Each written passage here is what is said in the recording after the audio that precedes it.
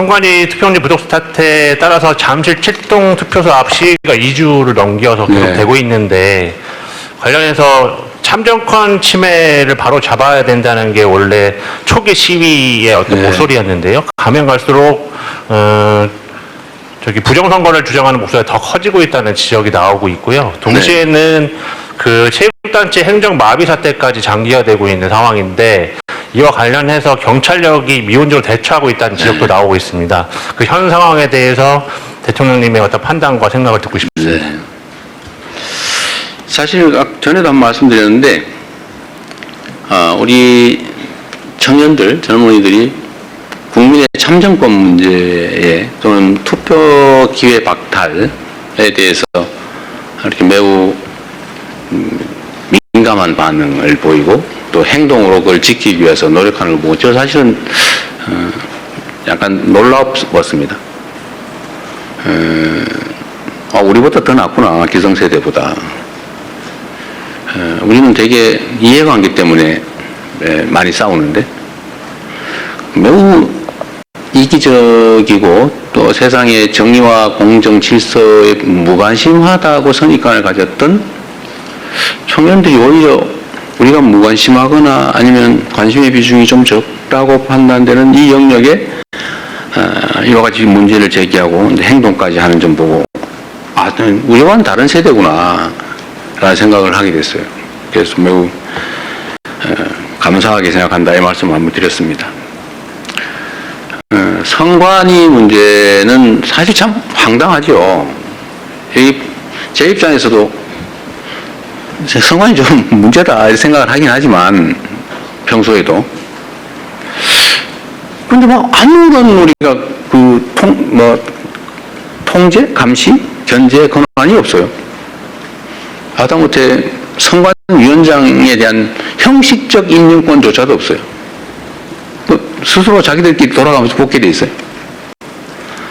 정부에서 3명, 대통령이죠. 대통령이 3명, 대법원에서 3명, 대법원장이 3명, 국회에서 3명. 이렇게 뽑으면 그 9명이 돌아가면서 위원장을 하는데 지금까지 수십 년 관행은 대법원에서 지명하는 3명의 선관위원 중에 대법관을 1명을 포함시키는데 대법원장이 지명한 대법관인 선관위원이 당연히 선관위원장을 맡아봤단 말이에요. 그래서 우리는 그래도 가장 공정한 대법관이 맡아서 가장 공정하게 잘하지 않을까 그런 기대를 했지 않았겠어요? 그런데 결과는 이런 어처구니 없는 일이 벌어진 거죠. 예를 들어 전에 채용 비리 문제도 그렇고 최근에 나오는 좀 얘기하기는 그럽니다. 해외 출장 얘기도 그렇고 그다음에 입력을 하는데도 신경 안 써가지고 뒤집어서 입력을 하고 더군다나 무슨 투표지가 부족하게 만든다든지 사실 상상할 수 없는 일이잖아요. 투표지야 원래 투표할 사람 숫자만큼 만드는 게 우리 동창회장 뽑을 때도 하는 거 아닌가요? 아니 회원 중에 안 올 사람 있긴 하죠. 우리가 50명 회원이면 50장 만들잖아요. 근데 평소에 42명 왔으니까 43명만 하자고 그랬는데 45명 와버렸네 이게. 이게 말이 되냐고 이게. 그것도 예산이 없었냐 그것도 아니잖아요. 다 예산 편성해 줬잖아요. 뭐라고 분명히 있겠지만 있을 수 없는 일이죠. 국가의 가장 근간인 소위 민주적 기본 질서를 유지하는 이 투표제도, 선거제도를 정말 헌법이 정하는 중립기관으로서 아무리 통제도 받지 않고 하면 그만큼 책임을 져야 되는데 책임을 진 게 아니라 자유롭게 해버린 거죠. 방종에 가까운 자유를 구가했던 것 같습니다. 결국은 심각한 문제가 있죠. 대응을 해야 되겠죠, 이제. 일단 집회 시위에 관한 문제를 얘기하기 전에 선관위의 문제는 저는 좀 이따 대수부회의 때도 이 얘기를 하려고 했는데 법제도들을 좀 최대한 고쳐보고 최소한 외부의 감시 견제가 어느 정도 가능해야 되지 않냐. 그 위원장을 저런 식으로 대법원장이 사실상 임명하는 것처럼 해서 되겠냐. 또 비상임으로 해가지고 뭐 선거날도 제대로 출근 안 했다는 얘기가 있던데 그렇게 하면 되겠냐. 그래서 감시, 견제, 통제를 적정하게 해야 되지 않을까. 이를 위한 법제도 정비가 필요하겠다는 생각을 하고, 두 번째는 헌법이 너무 명심하게 독립기관으로 해놨기 때문에 무슨 감시, 통제, 견제 법제도를 만들기 위헌 판결을 받을 가능성이 많다.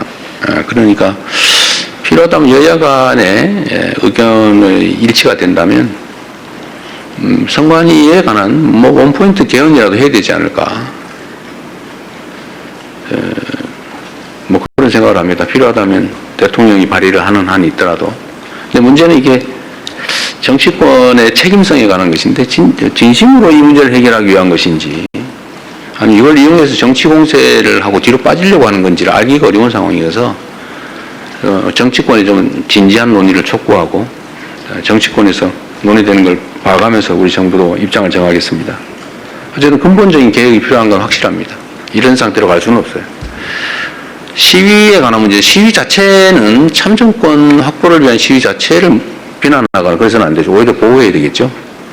근데 이 공간을 활용해가지고 전혀 엉뚱한 허위사실을 공표하면서 가짜뉴스를 남발해서 사회 혼란을 획책을 한다든지 또는 뭐 무슨 산적도 아니면서 지나가는 사람은 검문 검색을 한다든지 소위 주머니를 털거나 이러면 안 되잖아요.